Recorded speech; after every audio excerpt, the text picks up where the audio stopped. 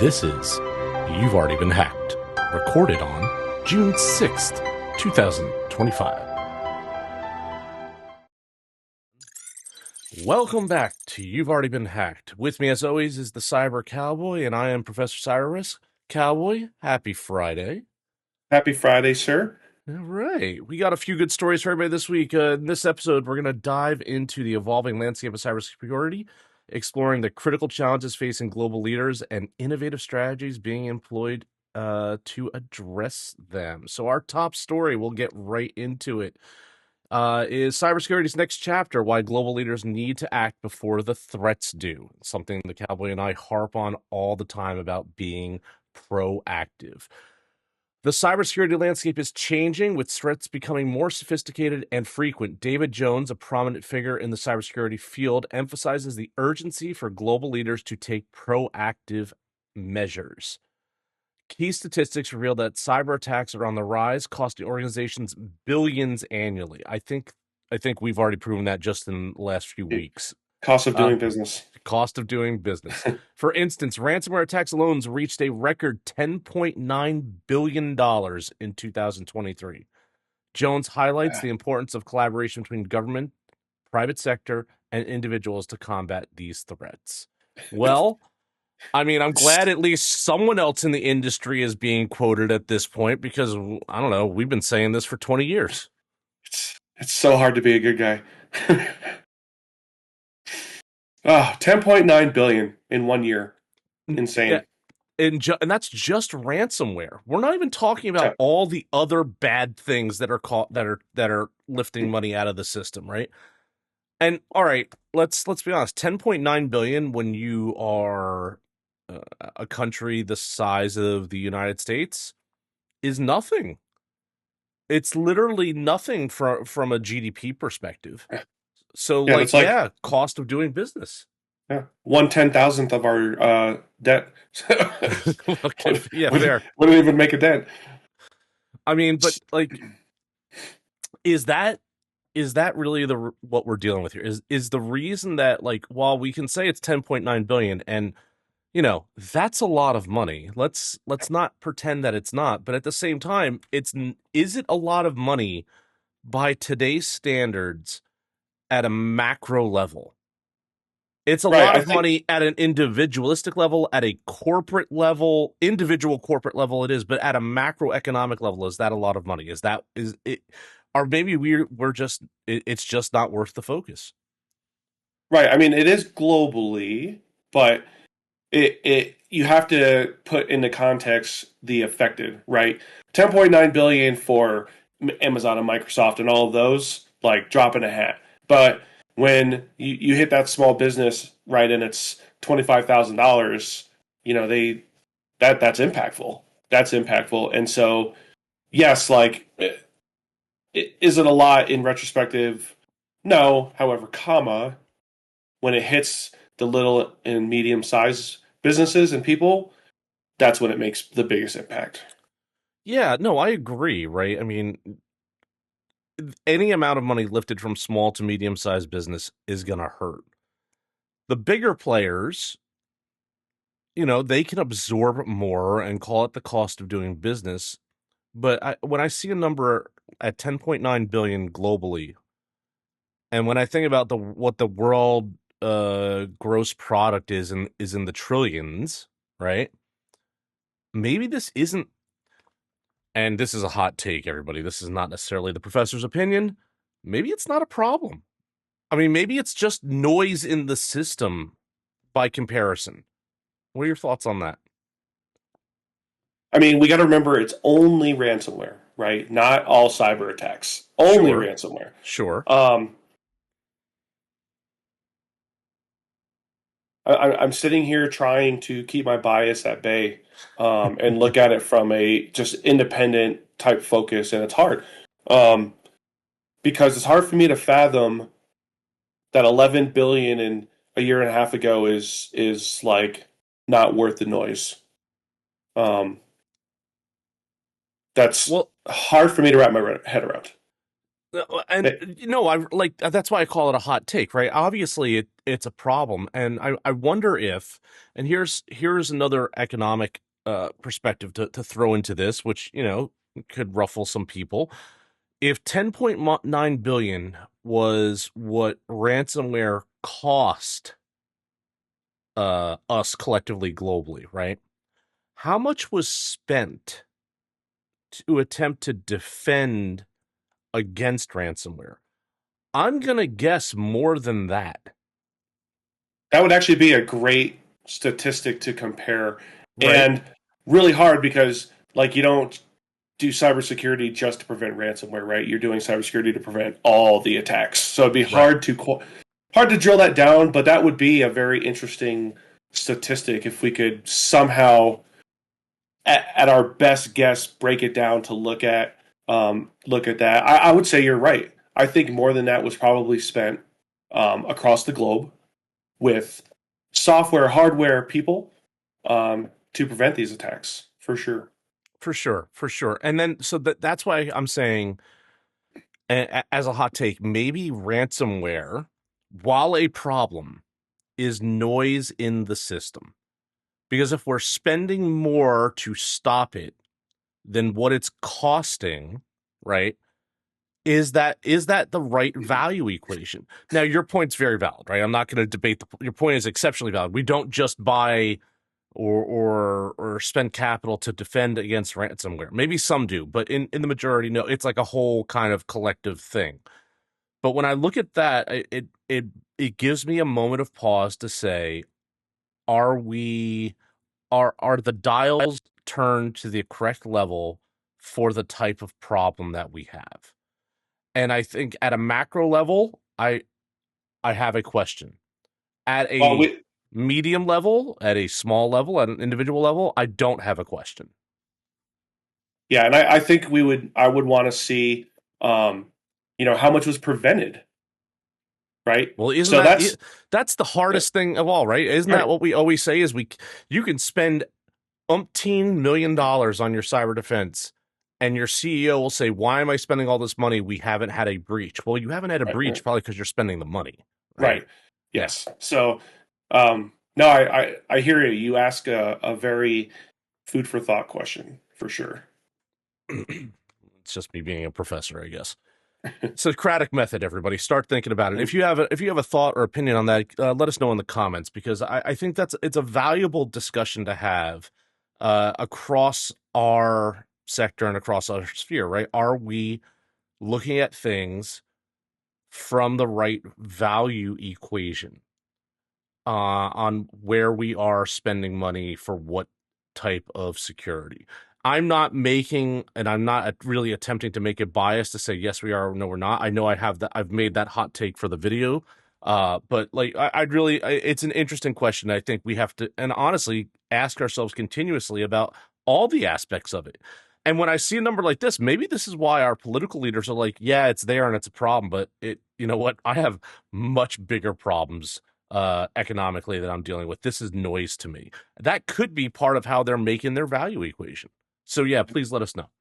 I know, and I just want to comment on that. I hate that so much because ransomware hits a critical system, and that could be, the Cyber 9/11 that we've talked about over the years. And so that's such a dangerous way of thinking. But you're right. It's like you said a minute ago, right? Like, why am I spending this money? We haven't been hit, or I've got bigger problems. It's like, yeah, you have bigger problems till it happens, right? Right. And I actually have a real story. Back in my history, at one point, the professor did work at the White House. And while I was there, I was on had the opportunity to be part of the national security staff. I obviously was working inside the cyber directorate, apropos. And then we were working with another directorate, and I'll leave the other directorate nameless because I don't want to give time and space and poke at an individual. But I think this is the mindset that I'm talking about, which is we were bringing a very specific cyber concern to this other directorate so that they could go and deal with their points of contact throughout the federal government to apply pressure and leverage to pull certain cranks. And when we went and had this discussion with this other directorate, the member of the directorate that we were talking with literally said back to us, "That's great. The economy is burning. This is not my problem right now." And and I trying to be unbiased, right? Taking myself out of the, well, that's what I cared about part of the equation. Okay, he's looking at things. He was looking at things from a much more macro level, and we were looking at it from a specific issue level. And I think Cowboy, you're 100% right, which is it's not a problem until it happens, and then it could be a really bad problem. But if we're trying to prevent a fire that could be a problem from happening, we already have all these other fires that are occurring that people are trying to deal with and mitigate and put down or cull or whatever else. So from one perspective, yeah, I absolutely get where other industries and other sectors and other areas of concern, I get their perspective. Yeah. That's why we prioritize, right? Right. But and it always, from a cybersecurity guy's perspective, it always hurts because maybe we're not the priority, even though we feel we need to be. Okay. Fortinet aims to educate Aussie kids on cybersecurity. Fortinet, a global cybersecurity leader, has launched an initiative to teach children in Australia about online safety and cyber threats. The program targets young students through interactive modules designed to make learning fun and engaging. Key takeaways include the importance of teaching digital literacy in early ages to reduce future risks. Fortinet's efforts align with broader goals of building a safer cyber environment for all age groups. This is great. Um, I I wish that this was more of a program that happened everywhere and across the U.S. There are different initiatives that are doing this. Right, you have Cyber Patriot coming out of San Antonio. I know that you have some other things that are happening on the East Coast. The name is escaping me here as I'm talking about it. But my concern is a lot of this stuff happens. They say K through 12, but really it happens more in the late middle school to high school levels. And I don't see enough of this cyber literacy happening at the K through, say, K through 6 levels. There's some, but if we expect our kids, our digital natives, to take the security more seriously as part of just the way they exist, we gotta get them while they're young. Yeah, huzzah to this. I don't know if I've said that before on the show, but I'm on two different working groups for educating the youth in cyber and space. Right, so I'm super passionate about this. Yes, there are initiatives. There are a lot of initiatives, but not enough initiatives. I think middle school should have some type of basic level computer science, computer style curriculum, mandatory. Math, English, computer science, right? Like get it in there as not you have STEM and STEM's or and now it's STEAM. STEAM's doing great things, but like let's take it from who wants to you will. And it's not just about raising them to be cybersecurity experts. It's going to help them protect themselves in the age of digital bullying and all the other things that can affect them at those ages. Yeah, absolutely, right. And I think you hit a key point with um there are STEAM initiatives throughout schools through K through 12. Most of those are elective based.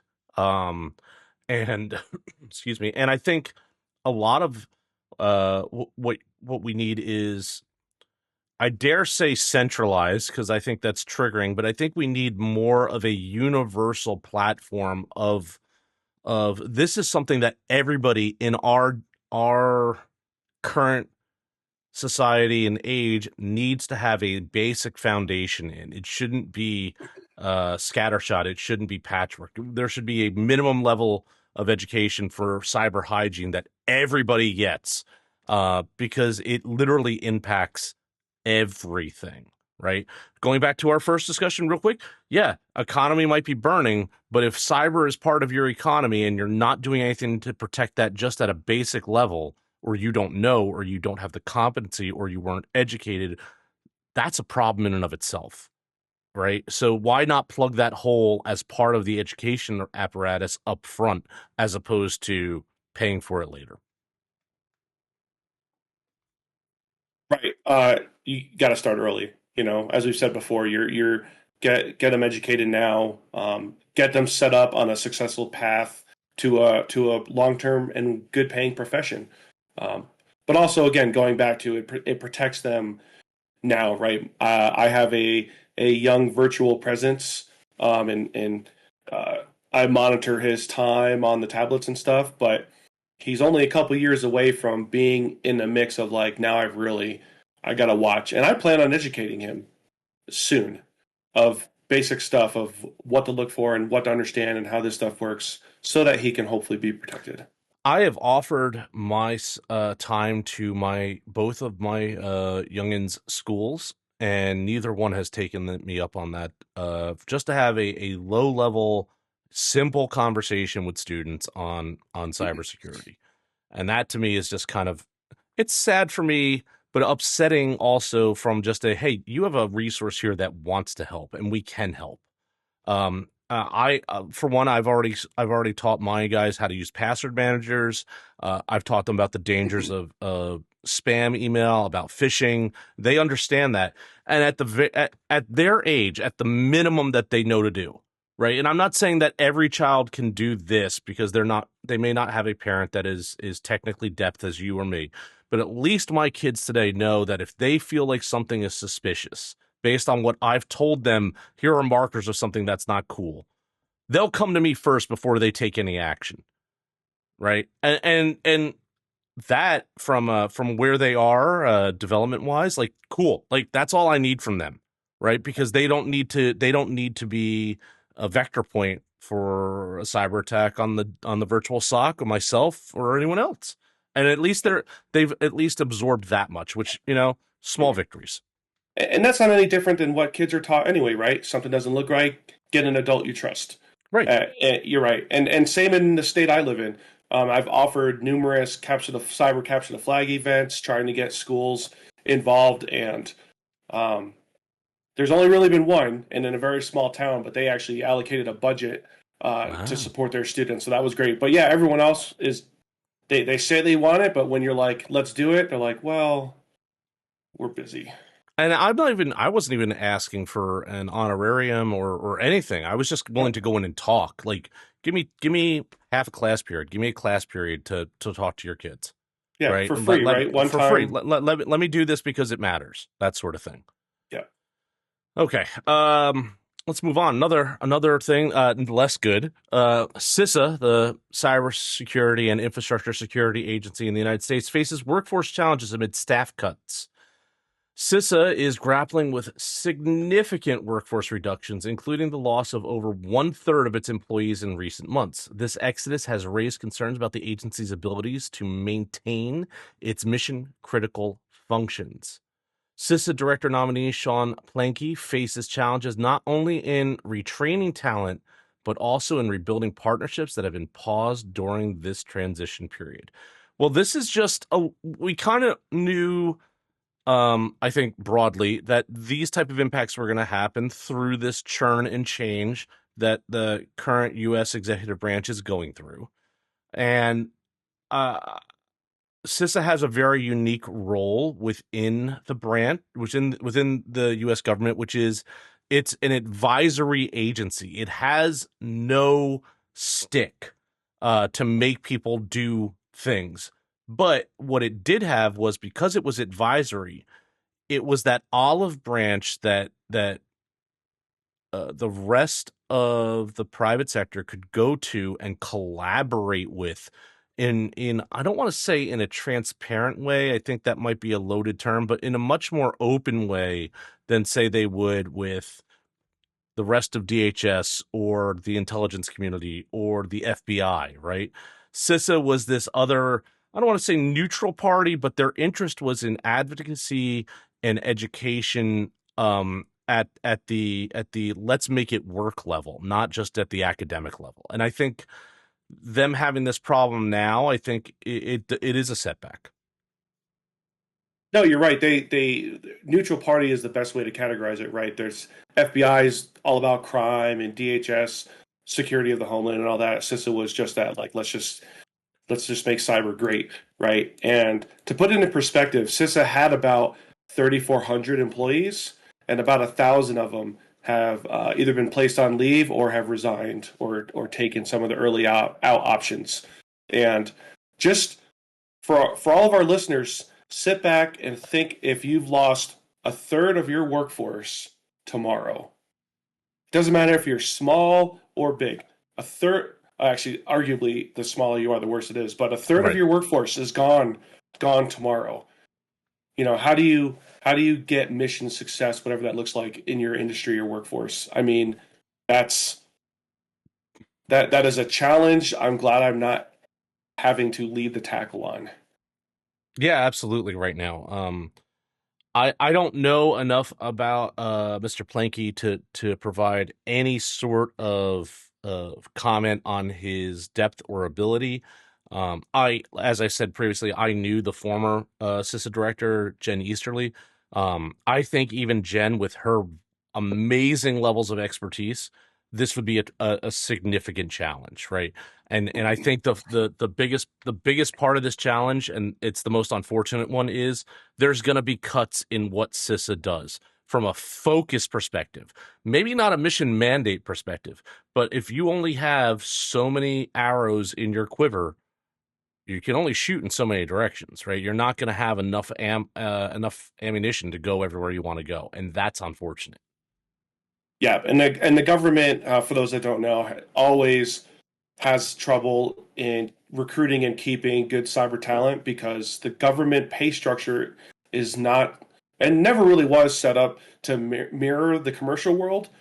Nor should it be, And right? So right, yeah, usually I always tell folks like, um, most folks I know who work in the government don't do it to like become rich, right? They do it because they can make a good living and they're a proud patriot and American. And I'm not saying you're not if you're in commercial. I'm just saying like you're doing it because you want to make the your country a better place. And so, but there's already not enough cyber people to go around, and we need them in government. And so they've taken some steps in improving that. They've got these various percentage increases if you're in a cyber field. You got to make sure that you have a way to promote and grow as well. So, and they have extra challenges in the government space already. And so, Godspeed, Mr. Planky. yeah. I mean, I really hope he can grapple with as you said earlier, prioritization, right? Because that's what he's gonna have to do, and gonna have to bring some serious focus to where CISA is and what it's gonna be doing moving forward. To hit on one point though, that you just brought up, while there might be a um, lack of uh, available talent in needed areas inside of cybersecurity. I think the bigger problem is employers are not willing to really recognize the expertise that is there that would be available to them. And I think it's because um, they have put themselves in a position and I think there's a disconnect with how they advertise for positions and what they recruit for, and then the recruiters in HR, I'm sorry, you guys are wonderful people, just don't have the technical expertise in cybersecurity to know that this person is a cyber expert and that is a valuable person you should be recruiting. I think that they are missing the boat at the door as opposed to um, in the process. I think that a lot of people are getting dropped on the table that would be more than acceptable applicants for positions. Oh yeah, you see that all across the government, right? You see that in contracts. You look at these contracts and the position requirements, and you're like, who wrote this? Right. Like that doesn't even match what the statement of work says, Right. because a contracting officer took whatever little somebody gave them and translated into this is who you have to put in these positions, contractors, and you're like, cool. All you did was bring in irrelevant people at a really high price point. Right. Thanks. Yep. and then they're going to end up paying more in the long term because they didn't have the expertise that they needed. Yep. It's very unfortunate. Now, speaking of growth and expertise, though, our Woo. last story, we're going to end on a high note. We're going to end on something that's good, and it's close to the professor's heart, I guess, because it's going to be here in San Antonio, and that's great. Texas launches the nation's largest state cybersecurity department. Texas has launched the nation's largest cybersecurity department, making a significant milestone in its commitment to protecting digital infrastructure. The move underscores the growing importance of the state-level initiatives in combating cyber threats, with an emphasis on preventing and responding to cyber attacks. The Texas Cybersecurity Division aims to lead by example and share best practices with other states, and this is part of what was just signed into law with the Texas Cyber Command that will be located in San Antonio. This is exciting. This is a state that has resources, right? And not every state be equal inside the United States. I get that. But a state that has resources that said, you know what, we are going to take this seriously and we are going to put some skin in the game on this on our own. And we are not just going to wait for the federal level to do it for us. That is really cool. I applaud. Yeah, I saw this blow up on LinkedIn and I was super excited too. Same thing, like, yes, take the state, take the money, invest in it. It's going to matter. UTSA is going to play a key role, which is great. I've seen a lot of their teams come across our cyber capture the flag. Oh, yeah. These kids are smart, cutting edge. A lot of smart schools doing a lot in cyber across Texas. Partnered right there with the large Air Force cyber presence. There's only goodness to be had there. So Absolutely. The only thing I hope is that while it's not rushed, that there is a leader, mentor, friend of mine used to say, deliberate speed to them getting this up and off the ground. I hope it doesn't take 5 years for them to really start to turn the crank. I hope they have this something up and operational within 12 months. That would be yeah, really awesome.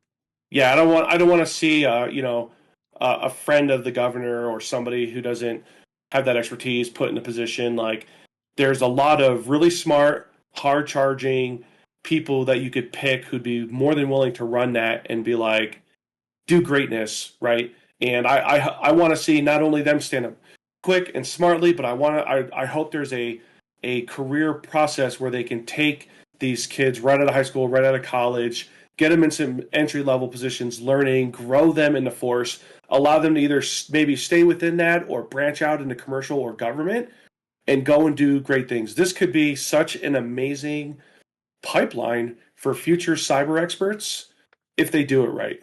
So I'm with Absolutely. you. Like, hey, give me and the professor a call. We'll come in there and stand this thing up. I would, in an instant, like if I got the call, I'd be like, yeah, I'm on board. Let's do this. Because I think not only would it be good for the state of Texas by itself, I think that it could easily be a model for other states to follow, to have their own centralized cybersecurity department. Um, and if each state was able to do that, rather than having a patchwork, right, working with the federal government, you would have 50 plus territories. I don't want to leave them out, but 50 centralized points for CISA, DHS, the FBI to really work with cyber issues on. And I think that's a multiplier that makes a lot of sense. We could really have some good changing paradigms there. But again, it comes down to, do you get the right people in the right place at the right time? Do you actually fund it with what it needs to be funded with? And I would be happy to sit down with anyone to really talk about what that funding really should be for what you want to accomplish, right? Don't make it a paper tiger, make it something valuable. But if you're going to be valuable, you got to give it the money to do that. And unfortunately, as we've said already in this podcast, expertise is not cheap.